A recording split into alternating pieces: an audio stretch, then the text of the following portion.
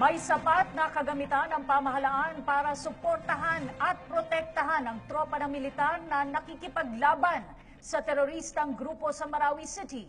Sinabi ito ng Pangulo sa kanyang pagbisita sa 2nd Mechanized Infantry Brigade sa Lanao del Norte. Siniguro rin ng Pangulo sa mga sundalo na may panahon para sa lahat at ngayon ay ang panahon para magtagumpay sa laban. Mag-report si Julius D. Samburon. Julius!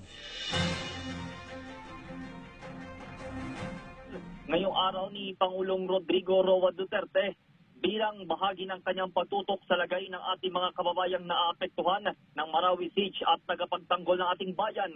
Unang aktibidad ng Pangulo ang pagtungo sa 2nd Mechanized Infantry Magbalantay Brigade ng Philippine Army sa Maria Cristina, Iligan City, Lanao del Norte.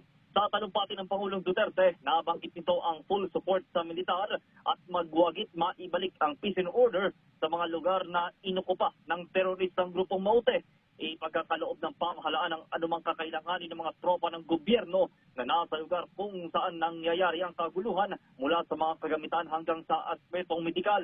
Maaari din daw gamitin ang sasakyang panghipapawid ng Pangulo para dalhin ang mga masusugatang sundalo at pulisya sa Kamaynilaan na mga ngailangan ng atensyong medikal.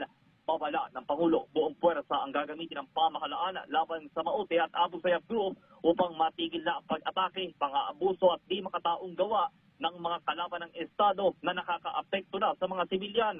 Sa pagtungo nga ng Pangulong Duterte sa Russia, ilan sa mga tinutukan ang defense agreement ng dalawang bansa. Dagdag pa ng punong ehekutibo, walang sino man din daw ang gustong mamatay sa panig ng pamahalaan at ng mga Moro. Gayunman, nananatiling bukas sa dialogo ang pamahalaan sa rebeldeng grupo para makamit ang kapayapaan.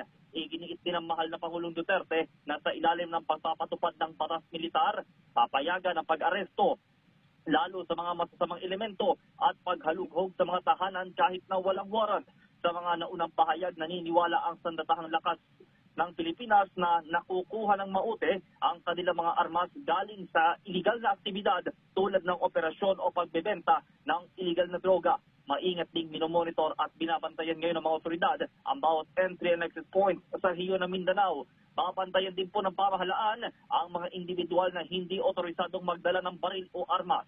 Matapos ang pagbisita sa tropa ng Philippine Army, tutungo din po ang mahal na Pangulo sa ospital sa Iligan para kamustahin ang mga nasugatang kawal na nakipagbakbakan sa Maute. Tutunguhin din po ng punong ehekutibo ang mga inilikas na residente na pansamantalang naninirahan po ngayon sa isang evacuation center sa lalawigan, bunsod po ng tensyon sa Marawi. Nauna na din pong binanggit ni Presidential Communications Secretary Martin Andanar na marapat lang na suportahan ng bawat Pilipino ang deklarasyong ito ng Pangulo sa harap na din ng pagnanais ng pamahalaan na maibalik sa normal ang sitwasyon sa Marawi at mapigilan ang paghahasik ng Maute Group sa iba pang bahagi ng rehiyon.